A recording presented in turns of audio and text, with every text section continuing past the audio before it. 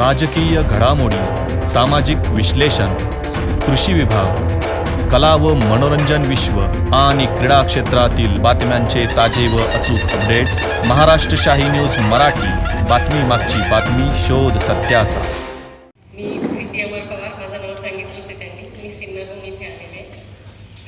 कवितेचं नाव आहे, शीर्षक आहे स्त्री सौंदर्य. स्त्री जन्माला येते शेवटपर्यंत ती अनेक नात्यांमधून ती प्रवास करत असते. त्या प्रवासाचंच वर्णन मी माझ्या कवितेत केलेलं आहे. स्त्री सौंदर्य. स्त्री म्हणजे सौंदर्याची खाण जणू. स्त्री म्हणजे सौंदर्याची खाण जणू भूमिका बजावते अनेक नात्यामध्ये.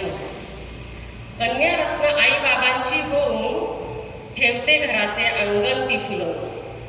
भावाची लाडकी बहीण होऊन ठेवते माहेरचा मान सांभाळून. जाते नवीन घरात सून होऊन ठेवते घराचा मान सन्मान जपून. सासूबाईंची लाडकी सून होऊन बदलते स्वतःला सगळ्या सवयीतून. अधूनमधून नणंद बघत असते डोकावून, तिला सुद्धा घेते ती आपल्या आयुष्यात सामावून. स्वाधीन करते आपले तन मन धन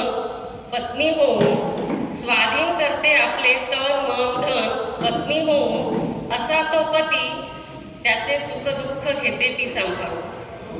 वात्सल्याची ती खाण होऊन मायेचा करते वर्षा ती आई होऊन. सौंदर्य स्वतःचे ठेवते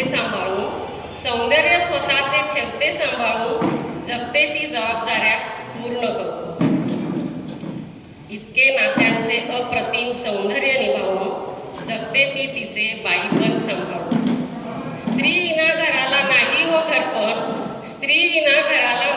घरपण, प्रत्येक कामात ती स्वतःला करते अर्पण. आयुष्यभर झिजते ती चंदना समान, समाजात मिळावा हो तिला मान सन्मान. धन्यवाद. डब्यातलं पीठ संपलं, चिमणीतलं तेल संपलं, डब्यातलं पीठ संपलं, तवा कुठं मला या गरिबीचं सार कळलं. आता केंद्र सरकारने दारिद्र्य रेषा ठरवण्यासाठी 3 समित्या नेमल्या होत्या. त्याचे प्रत्येक एक अध्यक्ष होते. त्यांच्यावरून त्या समित्यांना ओळखलं गेलं. निळकंठ दांडेकर तेंडुलकर यांना गरिबी कधी कळलीच नाही. आणि एसी मध्ये बसून त्यांनी दारिद्र्य रेषा ठरवली की काय? बरं, त्यांच्या ताटात पंचपक्वान, आमचं ताट रिकामं आहे. त्यांच्या ताटात पंचपक्वान, आमचं ताट रिकामं आहे. त्यांच्याकडे सारं काही, आम्ही मात्र वंचित आहे. कर्ज वसुलीसाठी सावकार दारात खेट्या घालायचा. तवा बाप माझा परसाकडा असायचा. पावसाळ्यात सपार जवा बदा गळायचं. माझ्या माईच्या डोळ्यातून पाणी तवा ढाळायचं. ताडपत्री आणायला खिशात पैका नसायचा. भांडी सारी छिद्रा खाली ठेवून बाप बसायचा. आणि आई बाप रात सारी जागून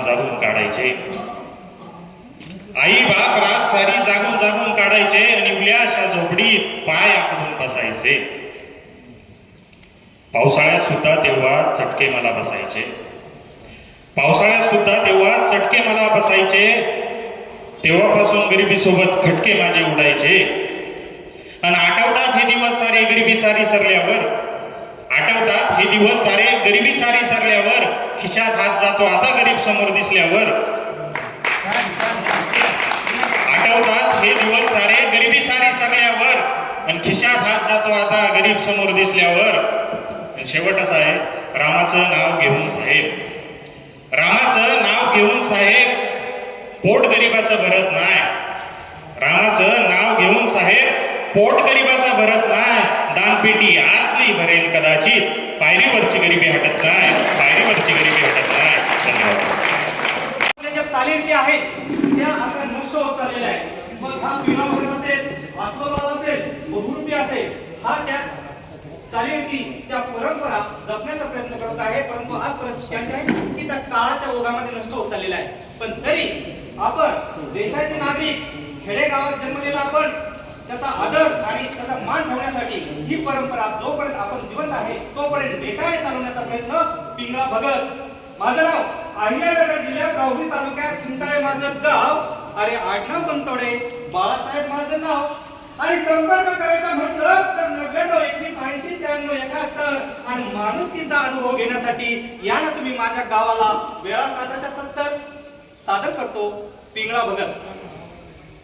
उठग माऊली पाय दिली कोंबड्यान बाग, उठग माऊली पाय दिली कोंबड्यान बाग आणि भगत पिंगळा दारी आला न जग तुला जाग, भगत पिंगळा दारी आला न जग तुला जाग. घेऊन आली सासरा घरी भाग्याचं गलेनं, घेऊन आली सासरा घरी भाग्याचं गलेनं आणि विधी लिखित होत बाई याच घरी येणं, विधी लिखित होत बाई याच घरी येणं. संस्कार ठेवान अनमोल बाई तो पुण्य कर्माचा भाग, संस्कार ठेवान अनमोल बाई तो पुण्य कर्माचा भाग. आणि उठ ग माऊली माय दिली कोंबड्यान बाग, भगत पिंगळा दारी आला एवढं तुला जाग. पदरी पुण्यान करावा बाई दोन हाताचा धर्म, पदरी पुण्यान करावा बाई दोन हाताचा धर्म. वैभव सारून सोडून इथं येत संतीला कर्म, वैभव सारण सोडून इथं येत संतीला कर्म. पदर पुण्य करावा बाई दोन हाताचा धर्म, पदर पुण्य करावा बाई दोन हाताचा धर्म. वैभव सारण सोडून इथं येत संतीला कर्म. दिवस रात न काबाड कष्ट रक्त आटून पाणी, बरोबर मंडळी. दिवस रात न काबाड कष्ट रक्त आटून पाणी. धन संचय का घेऊन गेलाय सांग मेल्यावर कोणी, धन संचय का घेऊन गेलाय सांग मेल्यावर कोणी. अरे सरणावरती जाई एकटाच, अरे सरणावरती जाई एकटाच लावित याला आग. उठ ग माऊली माय दिली कोंबड्यान बाग आणि भगत पिंगळा दारी आला एवढे तुला जाग, भगत पिंगळा दारी आला एवढे तुला जाग. राम राम मंडळी, राम राम. सर जाऊ द्या ना, जाऊ द्या ना सर. कमून टेन्शन घेत्या ना, आम्हाला बी टेन्शन देत्या. सर जाऊ द्या ना, जाऊ द्या ना सर. कमून टेन्शन घेत्या ना, आम्हाला बी टेन्शन देत्या. सर तुम्हाला काही उन्हाळ्याची सुट्टी बिट्टी समजती का? सर तुम्हाला काही उन्हाळ्याची सुट्टी बिट्टी समजती का? सकाळ दुपार संध्याकाळ डांगाना फिरत असत्या, उपास तापास घडला म्हणजे कैऱ्या जांभळावर चरत असत्या. आवाजा पोटाला काहीतरी खा, आवाजा पोटाला काहीतरी खा. तब्येत तुमची बघवत नाही, नाहीतर मरायचं तर खुशाल मरा, नाहीतर मरायचं तर खुशाल मरा. आम्ही काही तुम्हाला जगवत नाही. अहो येतील पोरं होतीन ऍडमिशन, अहो येतील पोरं होतीन ऍडमिशन आणि समजा नाही झाली पोरं तर कॉलेज काय बंद पडत नाही. नापास पोरं झक मारीत त्या. जाऊ द्या ना सर. कमून टेन्शन घेत्या आणि आम्हाला बी टेन्शन देत्या. हो सर जाऊ द्या ना. कमून टेन्शन घेत्या आणि आम्हाला बी टेन्शन देत्या. सर युनिफॉर्मचं आमचं जमत नाही, सर युनिफॉर्मचं आमचं जमत नाही. या वंगाळ कपड्यात जीव आपला रमत नाही. पण आम्ही म्हणतो ही कापडाची सक्ती कशा पाहिजे, पण आम्ही म्हणतो ही कापडांची सक्ती कशा पाहिजे. सर तुम्हाला काही डोका आहे का नाही? आम्ही सलमानचे फॅन, हिरो आमचा सलमान भाई. टीव्ही वरती सलमान खान निम्मा अर्धा उघडाच असतो, टीव्ही वरती सलमान खान निम्मा अर्धा उघडाच असतो. प्रत्येकाच्या पाकिटात सलमान आमचा नागडाच असतो. आम्ही अजून निदान तेवढी तरी सोडली नाही, आम्ही अजून निदान तेवढी तरी सोडली नाही. ठरवलं तर उद्या तसंच येऊ. मग तुम्ही म्हणाल हा जीव घेऊन कुठं जाऊ. पहा, नसर घालायची कॉलेजची तर आमचीच कुठवर टांगायला द्या. जाऊन द्या ना सर, कमून टेन्शन देत्या आणि आम्हाला बी टेन्शन देत्या. ओ सर जाऊन द्या ना, कमून टेन्शन घेत्या आणि आम्हाला बी टेन्शन देत्या. सर घरून कॉलेजला येतो, सर घरून कॉलेजला येतो पण स्टँड वरून पाय निघत नाही. सर घरून कॉलेजला येतो पण स्टँड वरून पाय निघत नाही. आम्ही आपले बिनगोर असतो, आपल्याला कोणी बघत नाही. सर घरून कॉलेजला येतो पण स्टँड वरून पाय निघत नाही. आम्ही आपले बिनगोर असतो, आपल्याला कोणी बघत नाही. सर नेमके राऊंडला तुम्ही येत्या. सर आणि नेमके राऊंडला तुम्ही येत्या. समजा घोळ होतो आठवड्यातील त्या दिवसाचा, समजा बट्ट्या घोळ होतो. आम्ही पुढं आणि तुम्ही मागं सैरा बैरा पळत सुटतो. सर नेमक्या राऊंडला तुम्ही येत्या आणि समजा घोळ होतो आठवड्यातील त्या दिवसाचा, नेमक्या बट्ट्या घोळ होतो. आम्ही पुढं आणि तुम्ही मागं सैरा बैरा पळत सुटतो. पळता पळता चपलेचा नेमका कसा अंगठा तुटतो. सर तुम्ही हाटीलं वटीलं, पानाच्या टपऱ्या, कटिंगची दुकानं, वाचनालय आणि दत्ताचं मंदिर सुद्धा सोडलं नाही. सर तुम्ही हाटीलं वटीलं, पानाच्या टपऱ्या, कटिंगची दुकानं, वाचनालय आणि दत्ताचं मंदिर सुद्धा सोडलं नाही. बाबा रे धन्य तुझी, तू निदान गावात तरी आम्हाला सोडलं नाही. सर आम्ही येडे का? सर आम्ही येडे का स्टँडवर हिंडायला?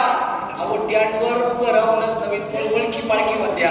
जाऊ द्या ना सर, कमून टेन्शन देत्या आणि आम्हाला बी टेन्शन द्या. हो सर जाऊन द्या ना, कमून टेन्शन घेत्या आणि आम्हाला बी टेन्शन देत्या. सर पार्टी बिरटी वरात असली म्हणजे आम्ही घेत असतो. सर पार्टी बिरटी वरात असली म्हणजे आम्ही घेत असतो. जीवनाचा आनंद घेता घेता इतरांनाही देत असतो. पण लोकांना मात्र नेमकं तेच खटकतं. पण लोकांना मात्र नेमकं तेच खटकतं. तुमच्यापर्यंत पोहोचलं म्हणजे तुमचंही टाळकं सटकतं. पण लेक्चर देण्याशिवाय तुम्ही काही करू शकत नाही. पण लेक्चर देण्याशिवाय तुम्ही काही करू शकत नाही. या बाबतीत तुमचा हात कुणी धरू शकत नाही. आरडा बोंबला जीव द्या, पण त्याची पर्वा करतो कोण? हातात छडी घेऊन फिरता, पण त्याला डरतो कोण? सर काय उठता बसता येऊन जाऊन नुसतं डोकं खात्या. जाऊ द्या सर, कमून टेन्शन घेत्या ना आम्हाला बी टेन्शन देत्या. हो सर जाऊ द्या ना, कमून टेन्शन घेत्या ना आम्हाला बी टेन्शन देत्या. सर आम्हाला इतर उद्योग असतात.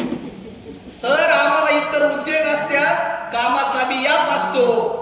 मग अशा वेळी अभ्यास म्हणजे डोक्याला एक ताप असतो आणि नेमकी ती परीक्षा.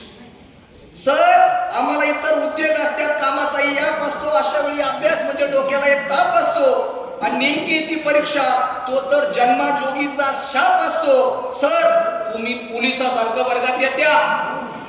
सर तुम्ही पोलिसासारखं वर्गात येत्या, आमच्या चिठ्ठ्या चपाट्या, पुड्या नाड्या बाहेर काढित्या आणि आगाऊपणा केला तर कमरात लाथ घालून वर्गाच्या बाहेर काढित्या. सर ओ सर, सर ओ सर, अहो दुनिया कुठे चालली? आपल्यात मिटून घ्या. सर हो सर, दुनिया कुठे चालली? आपल्यात मिटून घ्या. कानात सांगा ना, कानात सांगा ना, तुम्ही काय खात्या आणि तुम्ही कंती प्यात्या. जाऊन द्या ना सर, कमून टेन्शन घेत्या आणि आम्हाला पण टेन्शन देत्या. ओ सर जाऊ द्या ना, कशाला टेन्शन घेत्या आणि आम्हाला पण टेन्शन. मला वाटतं मी जेव्हा BA झालो आणि BA नंतर MA शिक्षण घेत होतो, ते स्वप्न मला वाटतं आज बोटा गावामध्ये पूर्ण होतं. आलेल्या सर्व कविवर्यांचं बोटा पठार भागाच्या वतीने एकदा जोरदार टोळ्या वाजवून आपण सर्व कचेश्वराच्या पदस्पर्शाने पावन झालेल्या माझ्या या बोटा नगरीमध्ये आलेल्या सर्व कविवर्यांचं मी मनापासून सहर्ष स्वागत करतो. खरं तर मगाशी प्रतापने जे सांगितलं त्यातला काही भाग तितका सत्य आहे, पण तो माझ्या बोटे गावातील लोकांनी खऱ्या अर्थानं मला जी छोटीशी संधी दिली, त्या संधीचं मला थोडंफार उतराई होता आलं आणि त्यामुळं इथपर्यंत पोहोचू शकलो. त्याबद्दल सर्व बोटा गावाचंही मनापासून आभार मानतो. खरं तर माझ्यातलं कवी पण राजकारणाने हिरावून घेतलं असं म्हटलं तर वावगं ठरणार नाही. जेव्हा BA होतो, बबड्या मामा असायचे, मी असायचो, तेव्हा छोट्या छोट्या कविता करायला लागलो. परंतु थोडंसं राजकारणामध्ये आल्याच्या नंतर थोडंसं त्यापासून दूर गेलो. आजही मी कवी नाही, परंतु प्रताप गुंजाळला मी बऱ्याच कविता असं मोकळ्या वेळामध्ये ऐकायचं. तो काही तेव्हा कवी नव्हता, पण त्यांनी ती लाईन धरून बरोबर त्यांनी चांगल्या चांगल्या कविता केल्या, ऐकवल्या. त्याचे मनापासून आभार मानतो. आणि हे जे काव्य संमेलन आहे याचे जे सर्व आयोजक आहे, आमचा नवनाथ भाऊ असेल, सर्वच मित्रमंडळी असतील, त्यांनी एक काव्य संमेलन या कचेश्वराच्या प्रांगणामध्ये ठेवलं. त्यांचंही मनापासून आणि मनापासून आभार मानतो. कविता कुणी लिहिली मला माहीत नाही. MA ला असताना माझ्या फक्त एकदा वाचनात आली होती, ती बऱ्यापैकी डोक्यात बसली आणि तीच मी आज आपणासमोर सादर करणार आहे. त्याआधी एक 2 मिनिटाची कविता मला आजही आठवते. मी पुस्तकांपासून थोडासा राजकारणामुळं दूर नक्की झालो, त्याची आवड नक्की राहिली, त्याची दाद नेहमी देता आली, याचाही मला आनंद आहे. आपल्या अकोले तालुक्यातीलच ती कविता आहे, मला वाटतं ती पहिली 2 ओळीची सादर करणार आहे. आज विषाद वाटतो कशा वागवल्या मनामनाच्या बेड्या, आज विषाद वाटतो कशा वागवल्या मनामनाच्या बेड्या, गाळात हत्तींचा कळपृथावाना तशा ध्येय आकांक्षा रुतलेल्या, अगं शिळेखाली हात होता तरी नाही फोडला हंबरडा, किती जानवांची काही कुणी निर्मिला हा कोंडवाडा. अरे कैद्यासारखी ताट वाटी आपणच आपली लखलखीत करावी, खोलीतील तो परित्यक्त कोपरा वर तलवार टांगलेली, खोली शिरावत एकच गजब साल्याने स्वयंपाक खोली बाटवली, काय आमचा गुन्हा आश्मयुगात डोकून पावे पुन्हा. जर का झाली नसती ना पुस्तकांची ओळख तर गावची गुरे तरी वळली असती, असल्या इंगळ्या डसल्या नसत्या. ही कविता मला वाटतं आपल्या अकोले तालुक्यातील कवीचीच आहे असा माझा अंदाज आहे. मी थोडासा पुस्तकांपासून दूर गेल्यामुळे मला आता ते परिपूर्णपणे आठवत नाही, पण एक कविता मला भावली होती आणि जी की माझ्या आईच्या बाबतीत लागू पडली, ती मी थोडीशी सादरीकरण करतोय. तिचं थोडंसं विश्लेषण पण मी आपल्या सहमतीने करू इच्छितो. ती घेऊ का? एक फक्त तुमचा 2च मिनिटं घेऊ शकेल, ती घेतो. कवितेची पूर्वस्थिती अशी आहे की कवी मोठं शिक्षण घेऊन शहराकडे कामाला गेलेला असतो. सकाळची वेळ झालेली असते आणि त्या काळामध्ये रेडिओ असायचे. कवीने रेडिओचा मंद आवाज चालू करून बाथरूममध्ये आंघोळ करण्यासाठी कवी त्या ठिकाणी गेलेला असतो. आंघोळ करून होते न होते तोच फोनची घंटी खणानते आणि तिकडनं आवाज येतो, तुला गावाला यायला हवं, तुझी आई शेवटच्या घटका नुसते, तुला लगेच गावाला यायला हवं. घाबरलेल्या मनाने कवी पटपट पटपट आवरतो आणि गावाच्या दिशेने गाडी भरडा वेगाने चालू लागते. 2-3 तासाच्या प्रवासानंतर कवीची गाडी त्या चंद्रमळ्या झोपडीसमोर येऊन थांबते. झोपडीसमोर पाहुण्यांची तोबा गर्दी झालेली असते. ती गर्दी चिरत चिरत कवी आपल्या आईच्या तिथं डोक्यापाशी येऊन बसतो आणि क्षणभर तो त्याच्या भूतकाळामध्ये जातो. तेव्हा कवी काय म्हणतोय,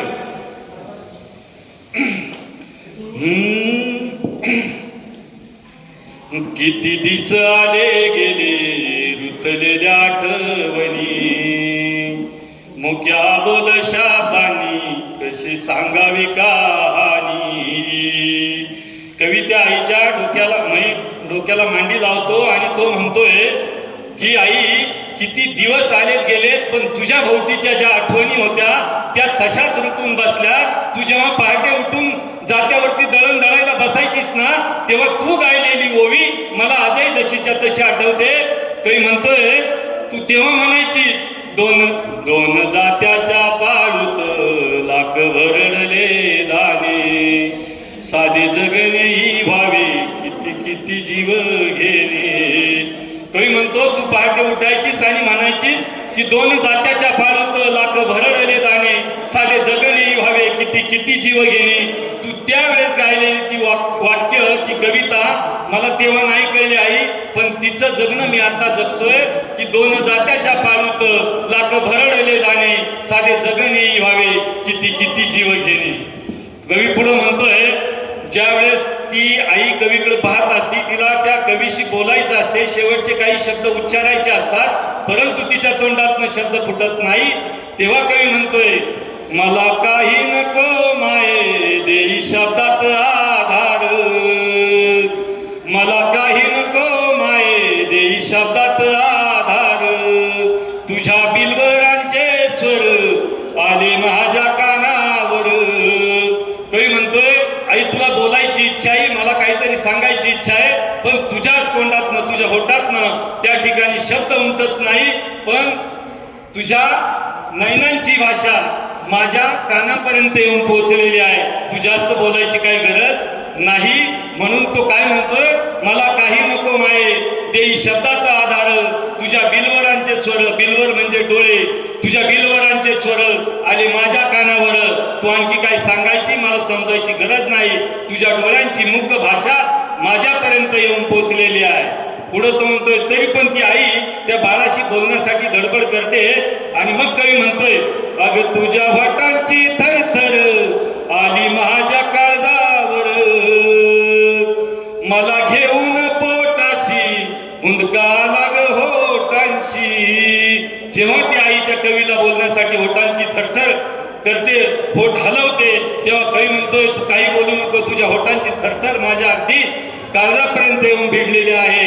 आणि जेव्हा त्या मातेला त्या कवीशी काही बोलता येत नाही, तेव्हा ती काय करते, शेवटचा पर्याय तर त्या आपल्या त्या बाळाला पोटाशी घेते आणि तिचा हुंदका त्या ठिकाणी दाटून येतो. आणि शेवटची त्या मातेची जाण्याची वेळ येऊन ठेपलेली असते. आणि तो कवी म्हणतोय, निघताना दूर देशी अखेरच्या भेटी गाठी, निघताना दूर देशी अखेरच्या भेटी गाठी, तुझे पानावले डोळे लपेटून ओटी पोटी. शेवटी ती माता त्याला पोटाशी घेते आणि कवी म्हणतोय, आता तू दूर देशाला निघून चाललेली आहे, मला सोडून चाललेले आहे, पण तुझ्या आठवणींचं काहूर माझ्या मनामध्ये आयुष्यभर असेल, मी जोपर्यंत उभा असेल तोपर्यंत ते तुझ्या आठवणींचं काहूर माझ्या सोबत असेल. आणि इथपर्यंतच माझी पाठ आहे. धन्यवाद. जय हिंद, जय महाराष्ट्र. तर सर्वांना नमस्कार. खरं तर अनेक दिग्गज कवयित्री या ठिकाणी आलेल्या आहेत, तसेच अनेक कलाकार या ठिकाणी आलेले आहेत. सर्वांनी या ठिकाणी खूप सुंदर सुंदर कविता गायलेल्या आहे किंवा सादर केलेल्याच आहे, परंतु माझी कविता ही आगळी वेगळी आहे. खरं तर प्रत्येकाने एक वेगवेगळा टॉपिक या ठिकाणी घेतलेला पाहायला मला भेटला, परंतु खरं तर कविता कुठून निर्माण होते आणि कशी निर्माण होते हे मी या ठिकाणी माझ्या कवितेतून सांगण्याचा प्रयत्न करते. खरं तर इंद्रधनुच्या सप्तरंगी असते कविता, जराच्या खळखळ वाहणाऱ्या पाण्यात असते कविता. इंद्रधनुच्या सप्तरंगी असते कविता, झऱ्याच्या खळखळ वाहणाऱ्या पाण्यात असते कविता. कधी वृक्षाने झटकून दिलेल्या पानात असते कविता, कधी सुकलेल्या फुलांनाही सुगंध देते कविता. खरं तर शेतकरी बापाच्या कष्टाने गाळलेल्या घामात असते कविता. खरं तर शेतकरी बापाच्या कष्टाने गाळलेल्या घामात असते कविता. पहिल्या अपत्याचं दर्शन घेणाऱ्या आईच्या डोळ्यातही असते कविता. कधी निरागस बालपणाच्या हसण्यात असते कविता, कधी वारगत्यात पश्चातापाच्या अश्रूंमध्ये असते कविता. पराजित झालेल्या योद्ध्याच्या संघर्षात असते कविता. अहो, पराजित झालेल्या योद्ध्याच्या संघर्षात असते कविता. ज्यांनी कधी तुटून प्रेम केलं त्यांच्या विरहात असते कविता. कधी भूतकाळच्या क्षणात असते कविता, तर कधी प्रवासाच्या आठवणीतही असते कविता. कल्पनेच्या जगात रमते कविता, वास्तविक सत्य मांडते कविता. कल्पनेच्या जगात रमते कविता, वास्तविक सत्य मांडते कविता. कधी गरिबांच्या दुःखात रळते कविता, तर कधी श्रीमंततेही लोळते कविता. जुळलेले शब्द आणि यमक नसते कविता. अहो, जुळलेले शब्द आणि यमक नसते कविता. सत्य निर्भीड मांडणारी एक धमक असते कविता. कवीच्या रक्तातील थेंबा थेंबात असते कविता. कवीच्या रक्तातील थेंबा थेंबात असते कविता. मृत्यूनंतरही कवीसला जिवंत ठेविते कविता. मृत्यूनंतरही कवीला जिवंत ठेविते कविता. धन्यवाद. खरं तर या ठिकाणी माझ्या कवितेचे नाव आहे साऱ्या जगाचा पोशिंदा शेतकरी बापा माझा. हे विठ्ठला देवा पांडुरंगा, हे विठ्ठला देवा पांडुरंगा, गाऱ्हाण माझं ऐकशील का? हे विठ्ठला देवा पांडुरंगा, गाऱ्हाण माझं ऐकशील का? कर्ज बाजारी शेतकरी बापाचं दुःख समजून घेशील ऐकशील हे विठ्ठला तू एकदा येच, हे विठ्ठला तू एकदा येच रखुमाई मातेला सोबत घेऊन, हे विठ्ठला तू एकदा येच रखुमाई मातेला सोबत घेऊन, उन्हातान्हात चिखल तुडवत जोडीने बघ एकदा कांदे लावून जोडीने बघ मिरची चटणीवर टोचा मारत कांदा भाकर बघ एकदा खाऊन, मिरची चटणीवर टोचा मारत कांदा भाकर बघ एकदा खाऊन, उन्हातान्हात चिखल तुडवत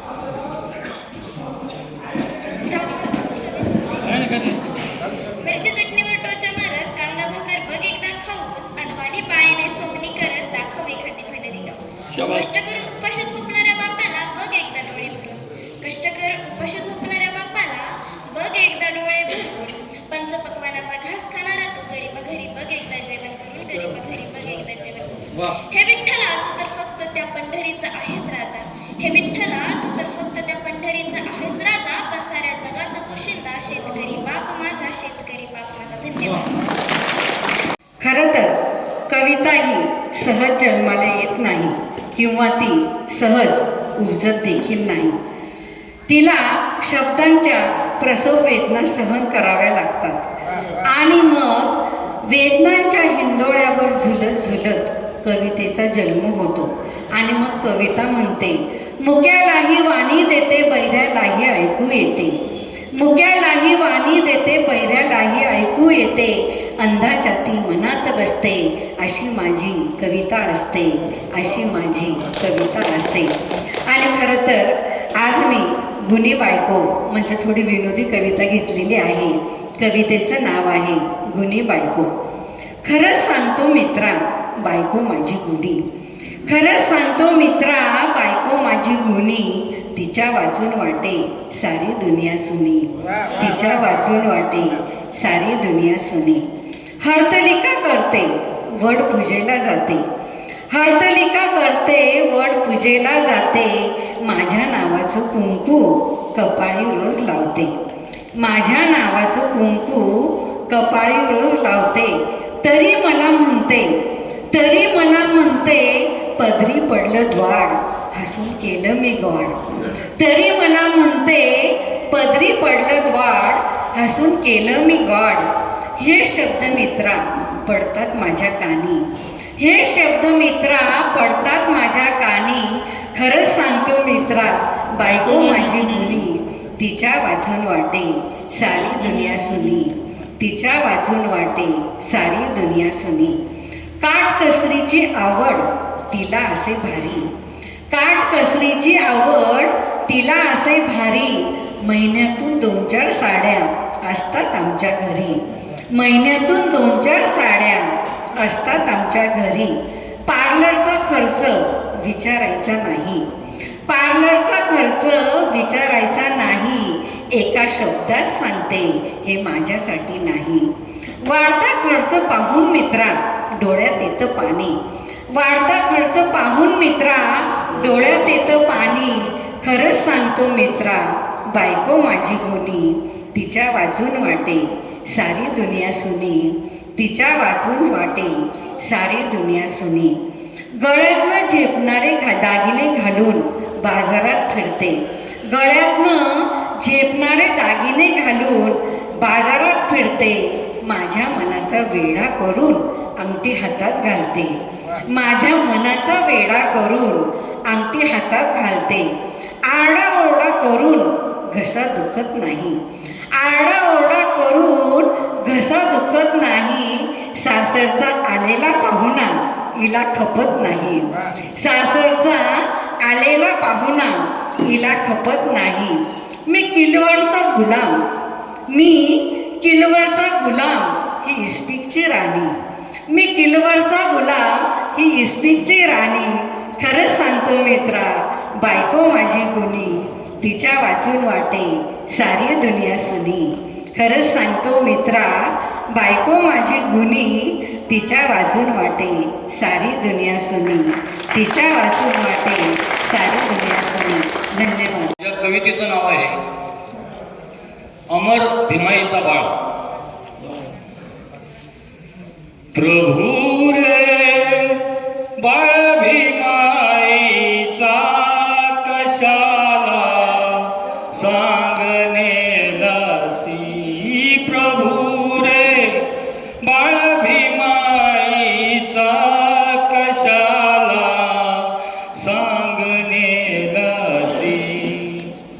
चवणार तळ्याच्या पाण्याची तहान भागविली दलितांची पूजनीय वालिया भासी कशाला सांगणे लासी प्रभू रे बाळ भीमाईचा कशाला सांगणे लासी महाविद्वान भीम माझा भारतीय घटनेचा राजा भीमराव नाम अविनाशी कशाला सांगणे लासी प्रभू रे बाळ भीमाईचा कशाला सांगणे लासी जगज्ञानी असा नव्हता बाबासाहेब एक सवता पोरके करुणिया भासी कशाला सांगणे लासी प्रभू रे बाळ भीमाईचा कशाला सांगणे लासी प्रकट पंडित ज्ञानाचा जगी युग पुरुष मानाचा पुत्र हा भूषण भारतासी कशाला सांगणे लासी प्रभू रे बाळ भीमाईचा कशाला सांगणे लासी भीमराव बाळ भीमाईचे वसंका तोडिले गाईचे निष्ठुर तू कार झालासी कशाला सांगणे लासी प्रभू रे बाळ भीमाईचा कशाला सांगणे लासी असा अपराध काय केला आम्हा सोडून भीम गेला झालो रे आम्ही वनवासी कशाला सांगणे लासी प्रभू रे बाळ भीमाईचा कशाला सांगणे लासी प्रभू रे बाळ भीमाईचा कशाला सांगणे लासी. धन्यवाद. मोबाईल सुविधेच्या नावाखाली व्यवस्थेचा बोजवारा सुविधेच्या नावाखाली व्यवस्थेचा बोजवारा एका एका हाती आला मोबाईलचा डबा एका एका हाती आला मोबाईलचा डबा मोबाईलमुळे म्हणे जग जवळ आलं मोबाईलमुळे म्हणे जग जवळ आलं अहो शेजारच्याशी इथं बोलणंच कुणं झालं बघा शेजारच्याशी इथं बोलणंच कुणं झालं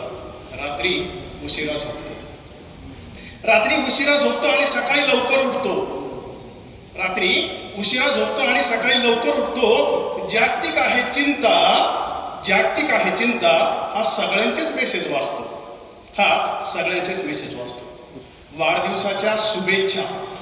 वाढदिवसाच्या शुभेच्छा ज्या फुलांनी देतो त्याच फुलांनी तो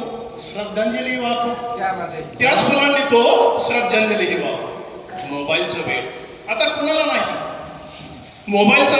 आता कुणाला नाही अहो कुणीच इथं आता मोबाईल शिवाय नाही लहान मुलांना आता मोबाईलच झालंय खेळणं वृद्ध म्हाताऱ्यांचाही आता मोबाईल सोबत रमणं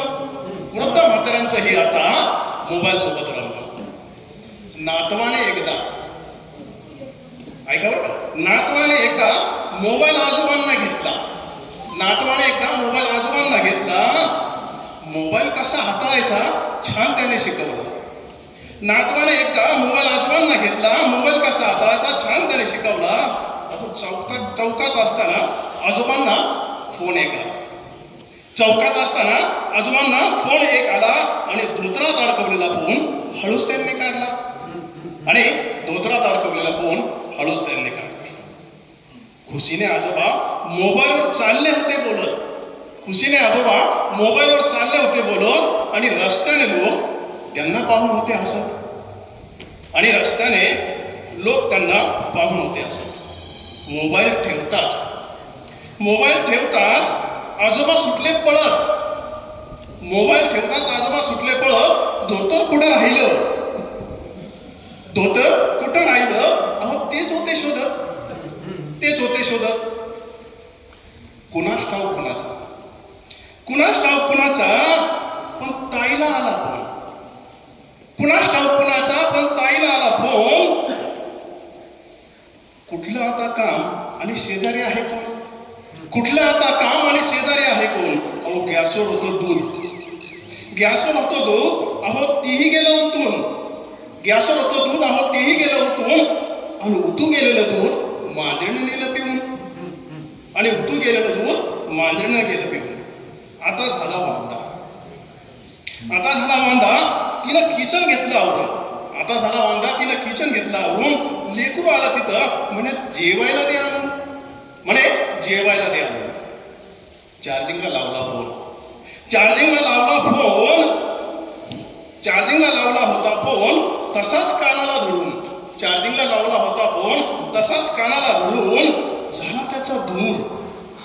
झाला त्याचा धूर.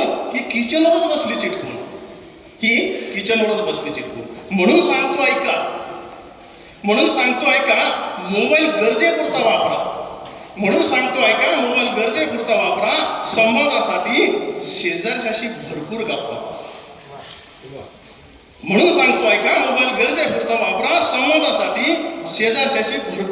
मारा.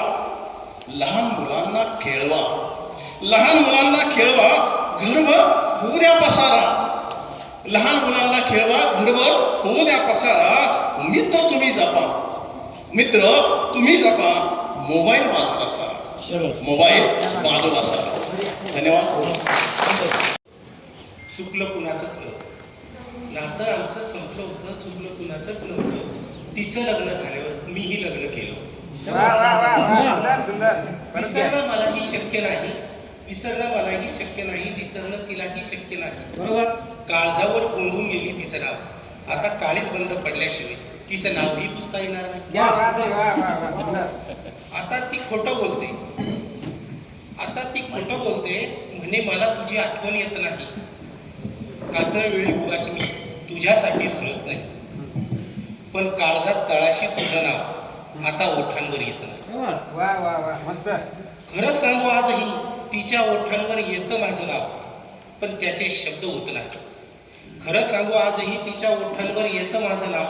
पण त्याचे शब्द होत नाही.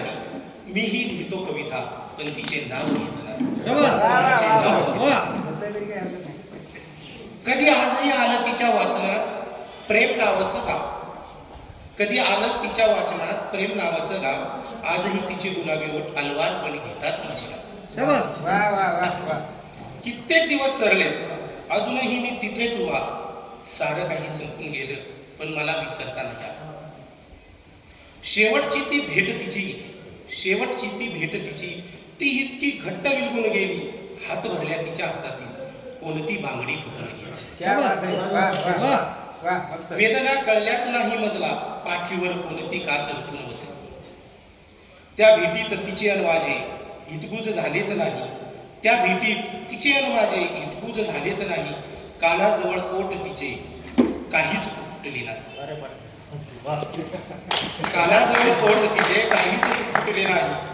मिठी अलगद सुटली, तिचं माझं नातं संपून गेली. पाठमोरी आकृती तिची अस्पष्ट होत गेली. मावळतीच्या सूर्यकिरणाबरोबर तीही मावळून. कळल्याच नाही वेदना तिच्या, नेमकी ती कुणाला सावरत गेली. नेहमीच छुमछुमणाऱ्या पैंजनाचा नाद कानी घुमलाच नाही. नेहमीच छुमछुमणाऱ्या पैंजणांचा नाद कानी घुमलाच नाही. इतके स्तब्ध पावले तिचे, इतके स्तब्ध पावले तिचे, तिच्या पैंजणांनाही श्वास घेणे जमलेच नाही. तिच्या पैंजणांनाही श्वास घेणे जमले. प्रिय ग्राहकांनो, आपल्या सेवेत सदैव तत्पर आहे फापाळे इन्शुरन्स अँड सर्व्हिस. जीवनभराची साथ, जीवनानंतरही मदतीचा हात. इथे सर्व कंपन्यांचे मेडिक्लेम सर्व्हिस, वाहनांचे insurance, fire insurance, property, shop, housing society, बिल्डिंगचे insurance, LIC, mutual fund, pension plus, child education plans, tax saving plan, आरोग्य विमा, अपघात विमा असे सर्व प्रकारचे इन्शुरन्स आणि प्लॅन्स एकाच ठिकाणी. ना नफा ना तोटा या तत्वावर कामे करून सर्व्हिस दिली जाईल. तर मग आजच संपर्क साधा फापाळे इन्शुरन्स अँड सर्व्हिस. आमचा पत्ता पुणे नाशिक राष्ट्रीय महामार्ग, बोटा bypass road, Shri Chhatrapati Shivaji Maharaj market, बोटा, तालुका संगमनेर. संपर्कासाठी प्रोप्रायटर सचिन फापाळे. संपर्क क्रमांक 95 27 44 09 46 आणि 95 27 44 09 64. महाराष्ट्र शाही न्यूज मराठी, बातमी मागची बातमी, शोध सत्याचा.